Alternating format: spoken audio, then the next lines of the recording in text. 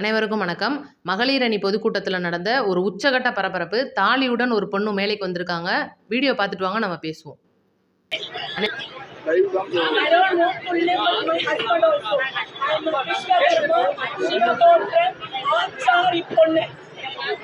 பார்த்துருப்பீங்க வீடியோ. பார்த்தீங்கன்னா அந்த பொண்ணு எவ்வளோ தூரம் ஒரு ஆவேசமாக பேசுகிறாங்க. பயங்கரமாக இங்கிலீஷில் பயங்கரமாக பொழந்து கட்டிட்டாங்கன்னு சொல்லணும். என்ன சம்பவம் நடந்திருக்குன்னு ஃபஸ்ட்டு தெரிஞ்சுக்குங்க. இவங்க வந்து அம்பத்தூர் ஒரு ஸ்டேஷனில் இவங்க வந்து ஒரு அதாவது ஏதோ விசாரணையில் இருந்துட்டு இருந்திருக்காங்க. அவங்க குழந்தைங்கள்லாம் இருக்காங்க. ஆனால் இவங்க திடீர்னு அங்கேருந்து தப்பிச்சு ஆட்டோ மூலியமாவோ இல்லை ஒரு கார் மூலியமாவோ இங்கே தாவேக்கா நடக்கிற பொதுக்கூட்ட இடத்துக்கு வந்துடுறாங்க. என்ன சம்பவம் அப்படின்றத காவல்துறை விசாரிச்சுட்டு இருக்காங்க. இன்னும் நம்மளுக்கு முழு விளக்கம் கிடைக்கல.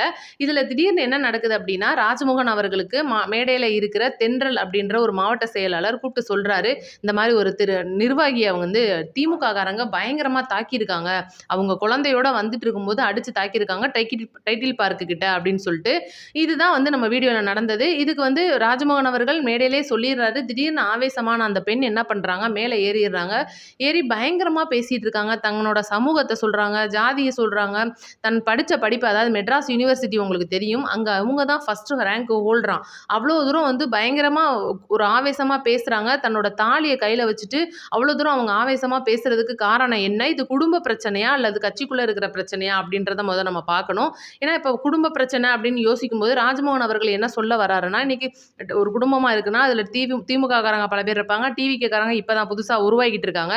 இதுக்கு முன்னால் அந்த குடும்பத்தில் பல பேர் வந்து திமுகவாக இருக்கலாம், அதிமுகவாக இருக்கலாம், பிஜேபியாக இருக்கலாம், காங்கிரஸாக இருக்கலாம், எதுவாக வேணாலும் இருக்கலாம். இன்னைக்கு இளம் தலைமுறையினர் வந்து இன்னைக்கு டிவிக்குள்ளே வர்றது அப்படின்றத விட வயசானவங்களும் கூட இப்போ மாறிட்டு இருக்காங்கன்னு சொல்லணும். அந்த ஒரு வகையில் இவங்களுக்கு குடும்பத்தில் இருக்கிற ஆண்களால் ஏதோ பிரச்சனையா அப்படின்றது முதல் கேள்வியாக வருது.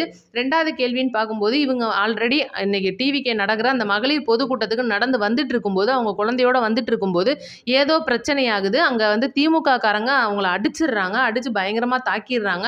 ஹாஸ்பிட்டல் கூட அவங்க போகலை. இருந்தாலும் கூட அந்த அம்பத்தூர் ஸ்டேஷன் அந்த விசாரணை நடந்துட்டு இருக்கையிலேயே குழந்தைங்களை அங்கே போலீஸ் ஸ்டேஷனில் விட்டுட்டு இவங்க வர்றாங்க அப்படின்ற மாதிரி தான் சொல்கிறாங்க.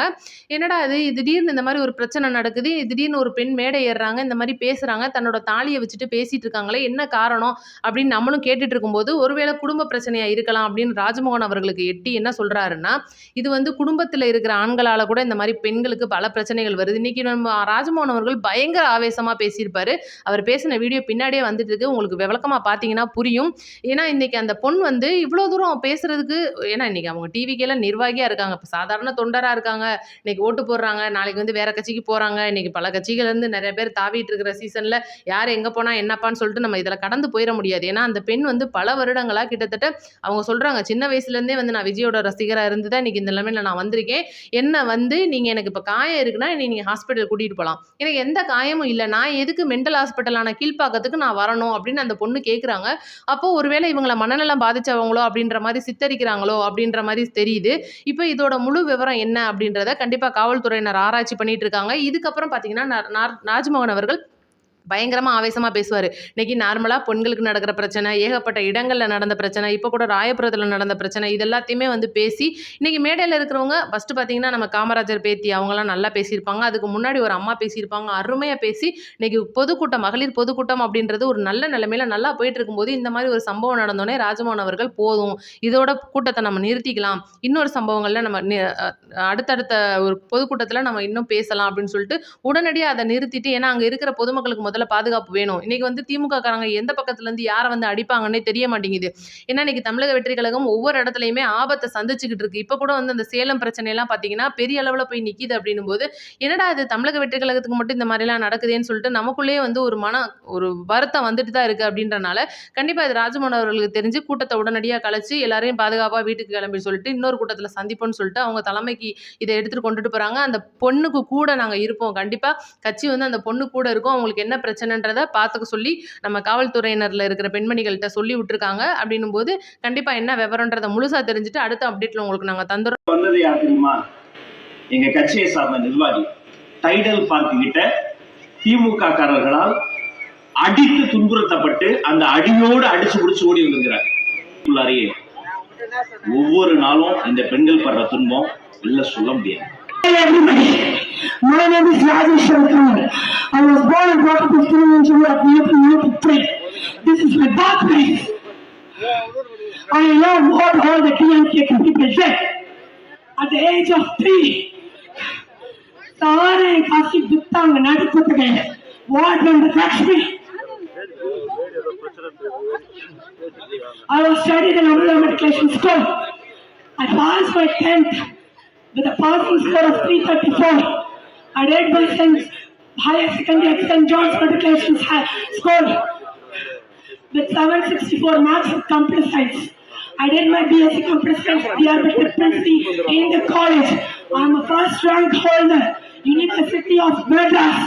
At the year of 2013, I cleared my IAS at 2015. Present rank is 13th rank. Everybody are beating me. No one is taking the complaint in T1 Pudur, T1 Ambatpur. My parents are beating me. There is no safe. They will take me coin over and they will make me inject. I don't want me with my family. I have all my reports, results, everything in my mail. Hospital அடிப்பட்டதுக்கு மட்டும் hospital கூப்பிட்டு போனோம். பைத்தியக்கார hospital கூப்பிட்டு போனோம். ஏமண்டா HCL ITல வேலை கொடுப்பான். பைத்தியமா பைத்தியமா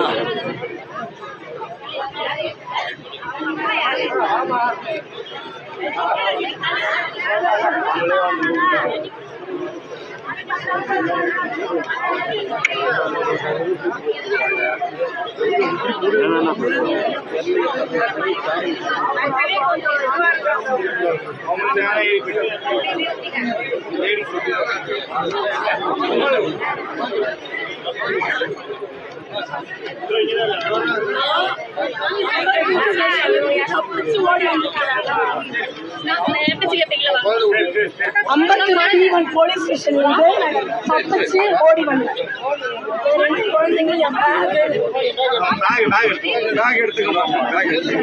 என்ன பிரச்சனைமா? எதுக்காக வந்தீங்க?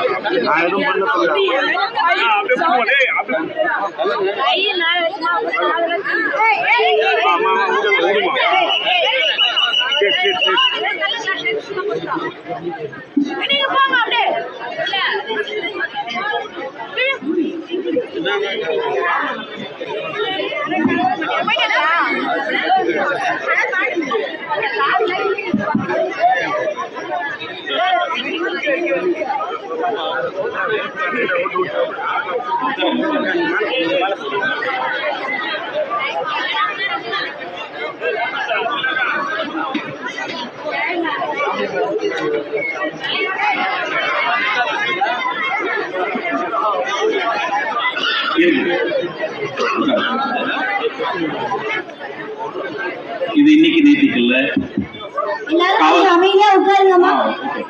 பரவாயில்ல. ஒவ்வொரு வீட்லயும் ஒவ்வொரு ஏரியாலையும் ஒவ்வொரு கட்சியிலும் இது மாதிரி இருக்கு. பரவாயில்ல, இல்ல காவல்துறை நண்பர்களுக்கு அன்பு வேண்டுகோள். அவங்க வீட்டில் இருக்கவங்களையும் கூப்பிட்டு அழைத்து பேசி என்ன பார்த்து பத்திரமா இது பண்ணுங்க. அது பாலிடிக்ஸா இருக்கட்டும், டொமஸ்டிக் வயலன்ஸா இருக்கட்டும், வீட்டுக்கு சப்ஸ்கிரைப் பண்ணி லைக் பண்ணுங்க. உங்க கமெண்ட்டை மறக்காம சொல்லிருங்க. நன்றி, வணக்கம்.